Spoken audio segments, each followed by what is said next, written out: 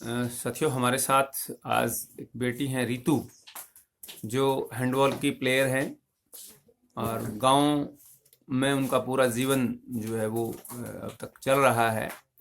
आज उन्हीं से बातचीत कर रहे हैं कि गांव में खेल में जाने के लिए क्या क्या दिक्कतें आई, कहाँ से उन्होंने शुरुआत किया, इन सब बातों को जानते हैं रितु से। हाँ रितु, आप बताएं कि आपने हैंडबॉल खेलना कैसे शुरू किया, कब शुरू किया? मैं जब 7th क्लास में पढ़ती थी सर, मुझे पता नहीं था हैंडबॉल क्या चीज़ होती है। तभी सर ने गेम गेम नज़दीक आ गए थे तो सर ने प्रैक्टिस करवानी स्टार्ट करा दी थी। पर मुझे खेलना नहीं आता था बिल्कुल भी। तब थोड़ा बहुत सीखा था। डिस्ट्रिक्ट में भी कुछ नहीं होता था, जिसकी होती थी ना, जो टीचर बोल देता था इसको डिस्ट्रिक्ट ले जाना है, उसी को डिस्ट्रिक्ट लेके जाते थे, ये होता था। तभी सर हमारे इतने जानकार नहीं थे तो उन्होंने सभी को एक समान रखा था, तो सभी अच्छी तरीके से खेलते थे। और तभी से मैंने हैंडबॉल खेलना स्टार्ट किया। उसके बाद धीरे धीरे प्रोग्रेस होती गई। उसके बाद हमने पर्सनल कोच भी रखा, क्योंकि कोच की कमी आ गई थी, टीचर की ट्रांसफ़र हो गई थी। इसलिए हमने ये सब कुछ बहुत ही अकेले में करना पड़ा, मेरे पापा को भी करना पड़ा। क्योंकि इसमें साथ में कोच तो बहुत कम आने को तैयार थे, कहते हम गांव में नहीं खिलाएंगे लड़कियों को। इसलिए पापा ने बहुत अच्छी तरीके से उन्हें बनाया और फिर उन्हें लेकर आए गाँव में। तो कोच का खर्च कौन देता था? लगभग सभी बच्चे देते थे, पर कुछ बच्चों की आर्थिक स्थिति ठीक नहीं थी, इसके कारण पापा को ही उनका खर्च देना पड़ता था। तो आपके पापा ने आपकी खेल में काफी मदद की। हाँ सर।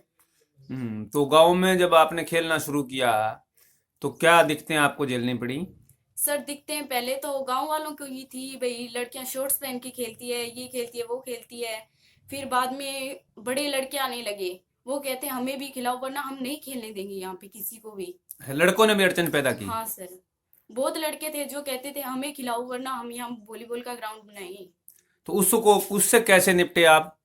सर उससे उन्हें फिर कुछ कहना पड़ा भाई, आप मान जाओ इसमें लड़कियों का भविष्य सही सुधर जाएगा, अच्छा हो जाएगा।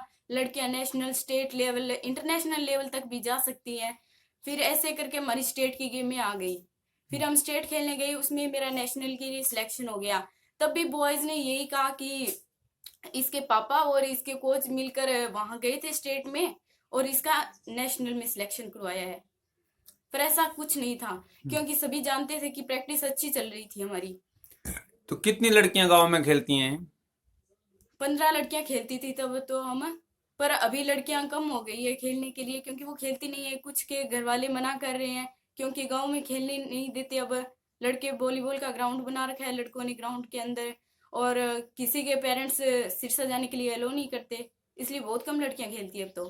तो गांव में ग्राउंड कैसे बनाया आप लोगों ने? हमारे पीटी टीचर ने, भूप सिंह ने बनवाया था सर ने ग्राउंड। कहते कि यहीं से स्टार्ट करते हैं, फिर धीरे धीरे हमने ग्राउंड को अच्छा रूप दिया, क्योंकि वहां पे बहुत कचरा था, पेड़ पौधे थे। इसलिए हमने अच्छे से ग्राउंड को तैयार किया, उसके बाद ही सभी कुछ ये हुआ है। तो गांव में कितने टाइम आप प्रैक्टिस करते?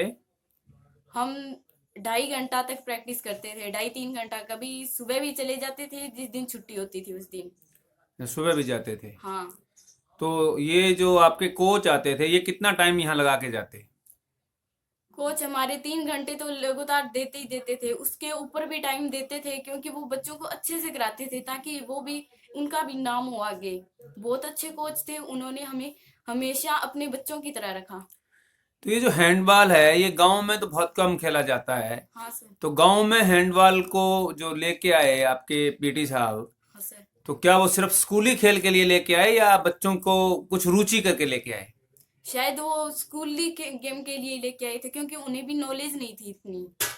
उन्हें भी नॉलेज नहीं थी। हाँ सर। ये एक बहुत बड़ा सवाल है कि टीचर्स को भी बहुत सी चीज़ों की जानकारी नहीं होती है, वो बच्चों को खेलने के लिए स्कूली जो टूर्नामेंट होते हैं उसमें आते हैं। हाँ तो सर। अभी आप जब ये पूरा खेल रहे हो, नेशनल खेल के आए हो, यस सर। तो इस बीच में आपको अड़चने भी, दिक्कतें भी बहुत आई होंगी। किस रूप की दिक्कतें आई हैं, थोड़ा उनके ऊपर भी बातचीत आप रखें। नहीं, गांव में कुछ कहने लगे कि लड़की बाहर जा रही है, अकेली जा रही है, ऐसी ही दिक्कतें आई थी और ज्यादा कुछ नहीं आई। वैसे जब गेम में कुछ दिन प्रैक्टिस के लिए हुए थे नेशनल के लिए, तो बीच में ग्राउंड की भी दिक्कत आ गई थी, गांव वालों ने खेलने नहीं दिया, तो सिरसा जाके भी प्रैक्टिस करनी पड़ी उसके लिए। और टीचर भी स्कूल में कभी कभी खड़े करके डंडे भी मारते थे, कहते भाई तुम खेलने क्यों आते हो, पेपरों के दिन आ गए हैं। तो स्कूल टीचर्स ने भी खेलने से मना किया? ये हाँ, कौन सी क्लास की बात है? ये 7th 8th की बात है, क्योंकि तभी एग्जाम आए हुए थे नजदीक। अच्छा, टीचर भी मना करते रहे, हाँ। लेकिन आपने उसको भी झेला। हाँ, उसको भी हम लगातार करते रहे ताकि ये हमारे गेम पर कोई ना हो। गेम पर कोई असर ना हो। तो आपके साथ और कितनी लड़कियां आगे निकली जो स्टेट या नेशनल खेल के आई? स्टेट में तो लगभग सभी लड़कियां खेली हुई है, पर नेशनल मैं अभी एक खेली हूँ, और एक लड़की और है जो अभी खेल के आई है, फेडरेशन की नेशनल खेल के आई है जो। अच्छा, तो आप नेशनल लेवल पे क्या सिनेरियो है, इसका भविष्य देखती हैं हैंडबॉल का, लड़कियों की का? आपका अनुभव भी रहा है नेशनल खेलने हाँ का, सर, किन किन स्टेट्स के साथ खेले, थोड़ा उसके ऊपर भी बताएं हमें। हम खेले थे गुजरात के साथ, और तेलंगाना के साथ, और 2 3 स्टेट और थी उनके साथ खेले थे, तभी अच्छा अनुभव रहा। पर गेम तो वही होते हैं, जहाँ की गेम होती है वहीं की टीम फर्स्ट आती है, यही होता है। क्योंकि अनुभव के अनुसार से तो यही है कि पहले अगर आप नहीं खेलेंगे इस तरह से तो आपको गेम से बाहर कर दिया जाएगा।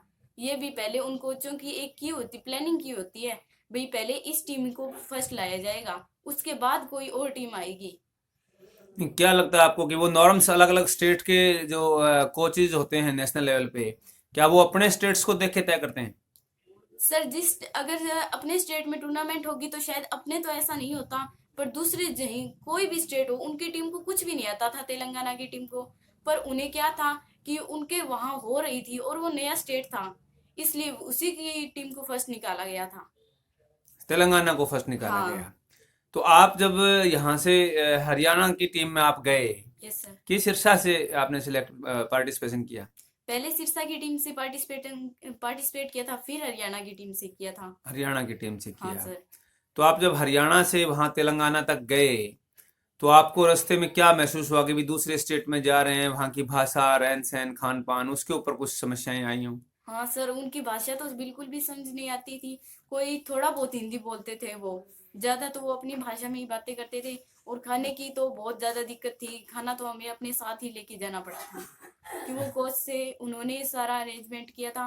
वो ट्रेन के अंदर ही सारा सामान लेके गए थे खाने का। हम्म। तो आप नेशनल लेवल पे क्या समझते हैं कि भाई लड़कियों को आगे बढ़ने के लिए किस तरह की और बाधाएं आ रही हैं जिनसे निपटा जाना चाहिए, या जिसमें आपको बहुत बड़ी दिक्कत झेलनी पड़ी हो कि भी इस चीज के चलते मुझे बहुत बड़ी समस्याएं आई? हाँ सर, है। जिस कोच की रिश्तेदारी में अगर कोई बच्चा होता है तो कोच उससे ही लेकर जाता है, दूसरे बच्चों को नहीं लेकर जाता। वह सोचता है कि हमारे बच्चे आगे निकलने चाहिए, दूसरे के बच्चे आगे नहीं जाने चाहिए। मतलब वहाँ भेदभाव होता है। हाँ सर, बहुत ज्यादा भेदभाव होता है।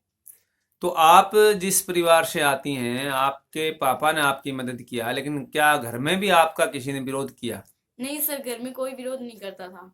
हम्म। घर में सब कहते थे अच्छा है, खेलो, हमारा नाम रोशन करो, हम्म। ताकि हम भी सर उठाकर कह सके ये हमारे बच्चे हैं। तो आप जो काम कर रहे हो, खेल रहे हो, इसके साथ साथ घर में भी आप कितना योगदान करते हैं काम धंधे में? सर, प्रैक्टिस के अलावा सुबह का काम तो हम करते ही हैं घर पे, और शाम के टाइम को घर पे काम नहीं करते, क्योंकि हम शाम के टाइम प्रैक्टिस पे चले जाते हैं। हम्म। शाम के टाइम नहीं होता, सुबह के टाइम हम घर में पूरा काम करते हैं। और अभी सीजन है, सीजन के टाइम भी काम करना पड़ता है खेत में। खेत में भी काम करते हाँ हो? सर। हाँ हाँ हाँ। तो अभी इस वक्त पढ़ाई क्या चल रही है आपकी? अभी सर मैं बीए में एडमिशन हुआ है मेरा। बीए में एडमिशन हुआ है। तो आपने पूरी पढ़ाई किन किन स्कूलों से हासिल की? सर, पहले तो स्कूल के गवर्नमेंट स्कूल से की थी, और उसके बाद GSS खारिया से की थी। हाँ, तो दोनों गवर्नमेंट स्कूल हो गए, ये भी हाँ सर। गवर्नमेंट स्कूल हो गया। तो वहाँ खारिया में जब आप सीनियर सेकेंडरी में थे, तो वहाँ भी आपको कोच नहीं मिले?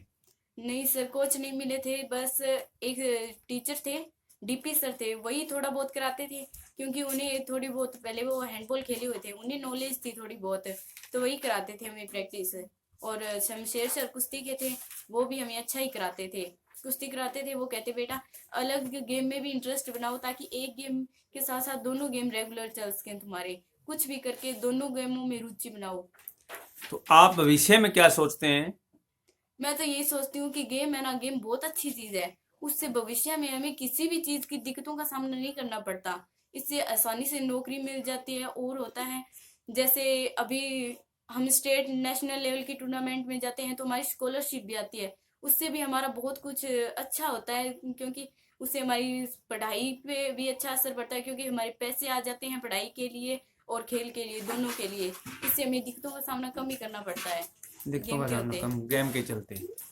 तो आपको क्या लगता है कि भी इस गेम के बाद जो आप में बदलाव आया और उस बदलाव के चलते जो एक ग्रामीण आम सामान्य लड़की है और एक आप जो खेल में इतना नेशनल खेल के आए, आप इनके बीच में क्या फर्क महसूस करते हैं?